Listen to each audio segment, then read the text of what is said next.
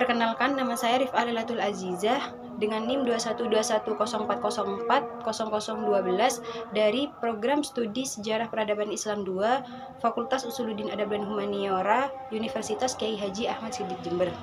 Di sini saya akan menjelaskan tentang sejarah demokrasi, pengertian, dan juga titik temu demokrasi dengan Islam. Sekitar 500 tahun sebelum Masehi, sejarah demokrasi dicatat karena ada sekelompok kecil manusia di Yunani dan Romawi yang mulai mengembangkan sistem pemerintahan yang memberikan kesempatan cukup besar bagi publik untuk ikut serta dalam merancang keputusan. Perkembangan yang paling penting bagi sejarah demokrasi dalam berbagai literatur telah terjadi di Eropa. Istilah demokrasi berasal dari Yunani kuno, demokratia. Plato yang memiliki nama asli Aristokles sering disebut sebagai orang pertama yang memperkenalkan istilah demokratia.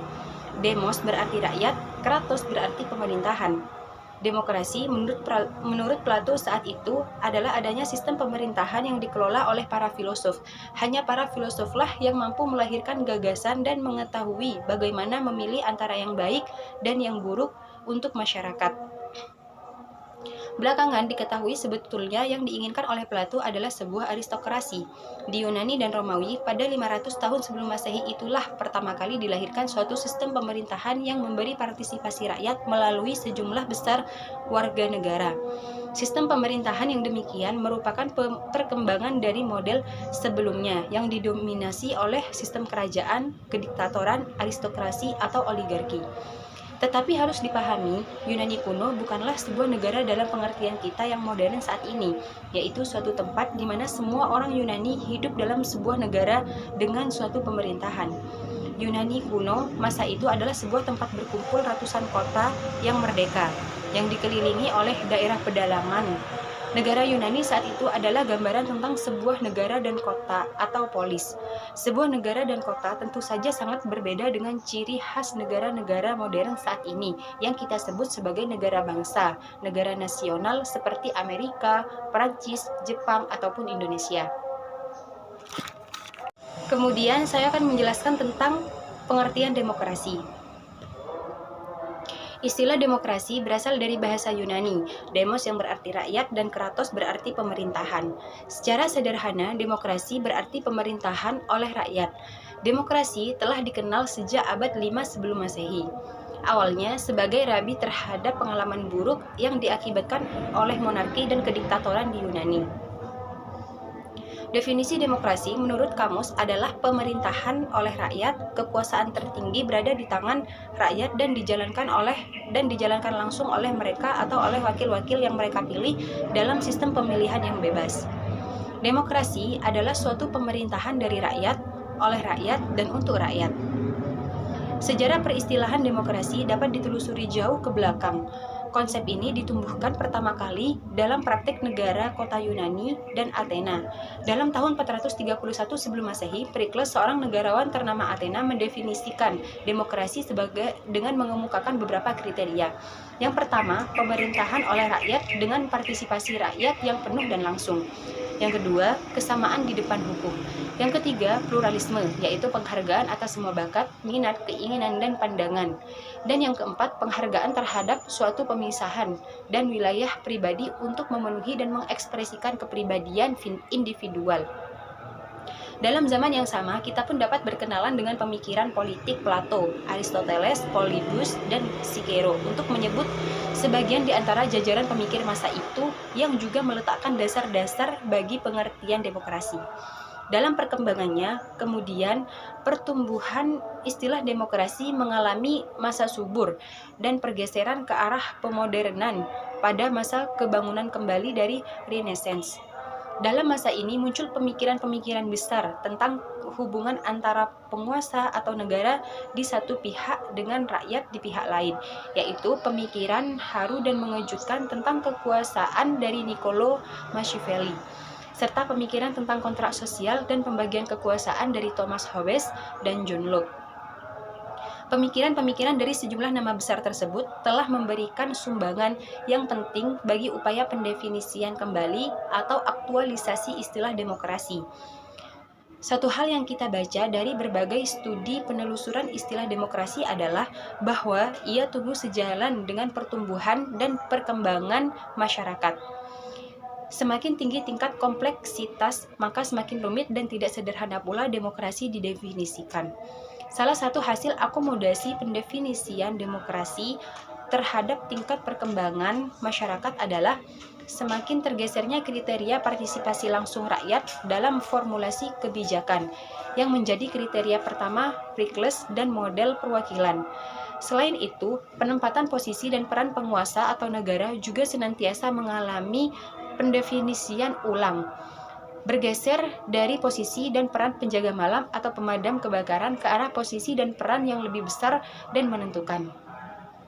Demokrasi sebetulnya telah diterima hampir semua pemerintahan di dunia, bahkan pemerintah otoriter sekalipun ikut-ikutan menggunakan atribut demokrasi untuk menggambarkan rezim mereka.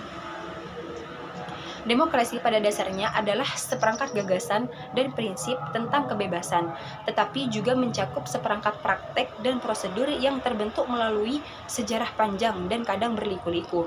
Literatur ilmu politik pada umumnya memberikan konsep dasar demokrasi. Apapun label yang diberikan kepadanya, konsep demokrasi akan selalu merujuk pada pemerintah oleh rakyat. Implementasi konsep demokrasi pada tingkat nasional di dalam negara kebangsaan yang berskala besar adalah bahwa tindakan-tindakan pemerintah itu pada umumnya tidak dilakukan secara langsung oleh warga negara, melainkan secara tidak langsung melalui wakil-wakil rakyat yang dipilih berdasarkan prinsip kebebasan dan kesamaan. Dalam telaah umum politik, praktek demokrasi semacam ini tergolong dalam demokrasi tidak langsung. Ada dua tataran berpikir mengenai demokrasi yang harus dipisahkan antara satu dengan lainnya. Pertama, demokrasi sebagai ide atau konsep. Sebagai ide atau konsep, siapapun akan dapat menyusun atau daftar sangat panjang mengenai arti, makna, dan sikap serta perilaku yang tergolong demokratis. Kedaulatan tertinggi di tangan rakyat, kebebasan berbicara, berkumpul, dan berserikat, kebebasan memilih adalah beberapa contoh ide demokrasi yang dapat diberikan. Kedua, demokrasi sebagai praksis. Demokrasi sesungguhnya sudah menjelma menjadi sistem. Sebagai sebuah sistem, kinerja demokrasi terikat oleh seperangkat aturan main tertentu. Apabila dalam sistem demokrasi ini ada orang yang tidak mentaati aturan main yang berlaku, maka aktivitas itu akan merusak demokrasi. Perwujudan demokrasi tidak cukup dengan penyelenggaraan pemilu setiap periode tertentu, serta adanya lembaga perwakilan rakyat. Sebab selain hal-hal tersebut, negara yang demokratis memerlukan perlindungan hak asasi manusia serta adanya supremasi hukum. Demokrasi terbagi menjadi dua kategori dasar, yaitu demokrasi langsung dan demokrasi perwakilan. Demokrasi langsung memungkinkan semua warga tanpa melalui pejabat yang dipilih atau diangkat dapat ikut dalam pembuatan keputusan negara. Demokrasi tidak langsung menggunakan sistem perwakilan. Setiap partai politik yang memenuhi syarat untuk mendapat kursi menempatkan wakilnya dalam badan legislatif yang jumlahnya bergantung pada prosentase peroleh dan suara tingkat nasional. Pejabat pemerintahan dalam sistem demokrasi perwakilan memangku jabatan atas nama rakyat dan tetap bertanggung jawab kepada rakyat atas semua tindakan yang mereka lakukan. Ada banyak macam demokrasi yang dipraktekkan oleh berbagai negara. Ada demokrasi konstitusional, demokrasi parlementer, demokrasi terpimpin, demokrasi Pancasila, demokrasi rakyat, demokrasi Soviet, demokrasi nasional, dan sebagainya. Semua konsep itu memakai istilah demokrasi yang menurut asal kata berarti rakyatlah yang berkuasa atau government ruled by the people. Sesudah Perang Dunia Kedua, kita melihat gejala bahwa secara formal demokrasi merupakan dasar dari kebanyakan negara di dunia. Menurut suatu penelitian yang dilakukan oleh UNESCO pada tahun 1949 disimpulkan bahwa untuk pertama kali dalam sejarah demokrasi dinyatakan sebagai nama yang paling baik dan wajar untuk semua sistem organisasi politik dan sosial. Di antara sekian banyak aliran pikiran yang disebut demokrasi, ada dua kelompok aliran yang paling penting, yaitu demokrasi konstitusional dan satu kelompok aliran yang menamakan dirinya demokrasi, akan tetapi mendasarkan dirinya atas komunisme.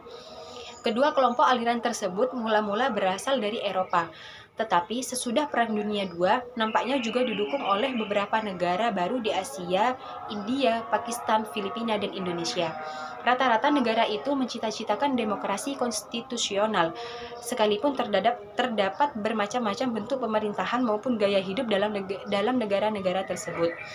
Di lain pihak, ada negara-negara baru di Asia yang mendasarkan diri atas komunisme, yaitu RCC, Korea Utara, dan sebagainya. Untuk pembahasan yang terakhir ialah titik temu Islam dan demokrasi. Melihat fenomena kedaulatan yang mendasari problem konstitusionalisme dalam Islam, An-Naim berpandangan bahwa terjadi politik Islam ambivalensi. Meskipun merupakan kepercayaan bagi Islam bahwa otoritas tertinggi berada di tangan Tuhan, namun tidak dengan sendirinya menunjukkan siapa yang bertindak atas nama kedaulatan itu. Pada waktu Nabi masih hidup, klaim tersebut masih mungkin. Begitu pula ketika Al-Khulafaur Rasyidin menjadi penerus Nabi, klaim itu masih ditolerir.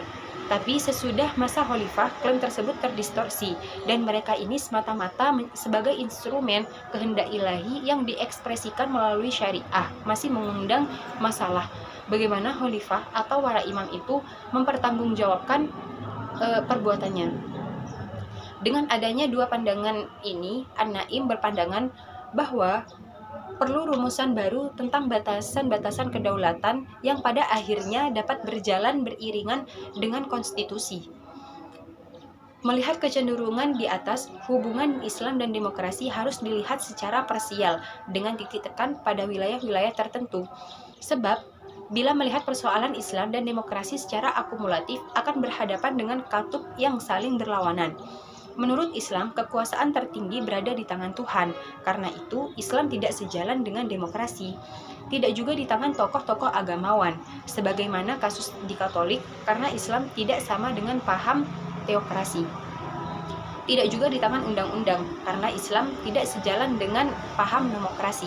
Sementara Islam merupakan agama yang kompleks, yang di dalamnya terkait hubungan yang sangat erat antara Tuhan dan umatnya. Islam dan demokrasi tidak selalu berjalan beriringan dan juga tidak selalu berlawanan. Yang diinginkan Islam adalah demokrasi yang disemangati oleh nilai-nilai syariah dan kemasyarakatan. Mungkin itu saja yang dapat saya sampaikan, kurang lebihnya mohon maaf. Terima kasih. Assalamualaikum warahmatullahi wabarakatuh.